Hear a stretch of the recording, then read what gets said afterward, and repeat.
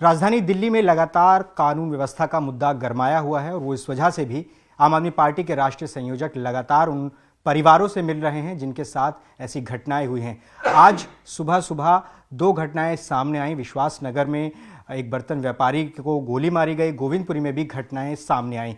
इसी पर बातचीत करने के लिए हमारे साथ मौजूद हैं आम आदमी पार्टी के राष्ट्रीय संयोजक अरविंद केजरीवाल जी। अरविंद जी, लगातार घटनाएं सामने आ रही हैं, आज भी गोविंदपुरी और विश्वास नगर में पूरा मामला सामने आया। क्या कहना चाहेंगे दिल्ली में जो घटनाएं हो रही हैं? डेली जिस तरह से अपराध की घटनाएं आ रही हैं, खबरें आती हैं, हर घटना दिल्ली के लोगों के अंदर और ज़्यादा दहशत पैदा कर रही है।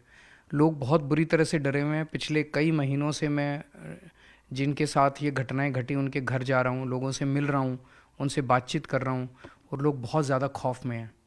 एक अगर किसी इलाके में घटना घट जाए तो आप ये मान के चलो कि उसके रेडियस में कई सारे लोग जो हैं वो उसको सुन के और बहुत ज़्यादा दहशत में आ जाते हैं। आज सुबह जैसे विश्वास नगर में सुनील नाम के एक व्यापारी अपने वो मॉर्निंग वॉक से घर लौट रहे थे, उनको गोली मार के इस भरी सड़क के अंदर गोली मार के उनका मर्डर कर दिया गया। गोविंदपुरी में किसी को चाकू मार के उनका मर्डर कर दिया गया। थोड़े दिन पहले एक बुज़ुर्ग का 64 साल के बुज़ुर्ग है, उनका रात को मर्डर कर दिया गया।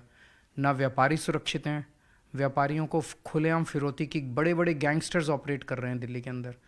बताते हैं लगभग 11 गैंगस्टर्स हैं जिनके गिरोह खुलेआम काम कर रहे हैं दिल्ली में। उनको पकड़ते क्यों नहीं है अमित शाह जी? उनको पकड़ती क्यों नहीं है दिल्ली पुलिस? सबको पता है कौन गैंगस्टर्स ऑपरेट कर रहे हैं दिल्ली के अंदर। तो गैंगस्टर्स ऑपरेट कर रहे हैं खुलेआम, फिरौती की कॉल्स आ रही हैं व्यापारियों को। उन्हें कहा जा रहा है कि इतने करोड़ रुपए यहाँ पहुँचा दो, नहीं तो आपके परिवार को ख़त्म कर देंगे। लोग अपनी सुरक्षा के लिए किसके पास जाएं? महिलाओं का घर से निकलना मुश्किल हो गया है, उनको किडनैप करके रेप कर दिया जाता है, गैंग रेप कर दिया जाता है, उनका मर्डर कर दिया जाता है।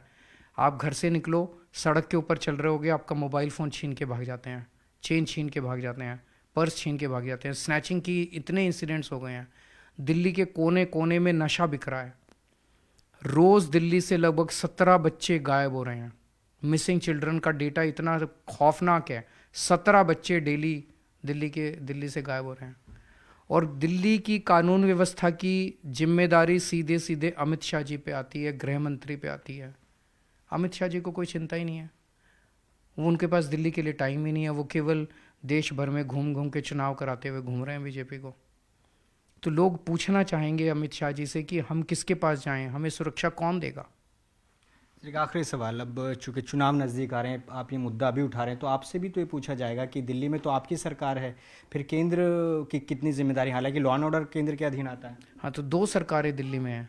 दिल्ली की जो संविधान के अंदर व्यवस्था है, दिल्ली में स्कूल ठीक करने की जिम्मेदारी हमारी है, मैंने स्कूल ठीक कर दिए। दिल्ली में अस्पताल ठीक करने की जिम्मेदारी मेरी है, मैंने अस्पताल ठीक कर दिए। दिल्ली में बिजली ठीक करने की जिम्मेदारी मेरी है, मैंने बिजली ठीक कर दी। दिल्ली में कानून व्यवस्था, लोगों को सुरक्षा देने की और दिल्ली पुलिस की जिम्मेदारी केंद्र की बीजेपी सरकार की है। एक ही जिम्मेदारी दी थी दिल्ली के लोगों ने उनको, और केंद्र में भी गृह मंत्री की अमित शाह जी की जिम्मेदारी है। तो वो ठोस कदम, वो कुछ काम तो कर नहीं रहे, वो केवल और केवल हमारे ऊपर। और थोड़े दिन पहले मैंने उनका बयान सुना था, उनके बड़े नेताओं का। वो कहते हैं लॉ एंड ऑर्डर कोई मुद्दा ही नहीं है, दिल्ली के लोग मर रहे हैं, खुलेआम गोलियां चल रही हैं, और वो कहते हैं लॉ एंड ऑर्डर कोई मुद्दा ही नहीं है।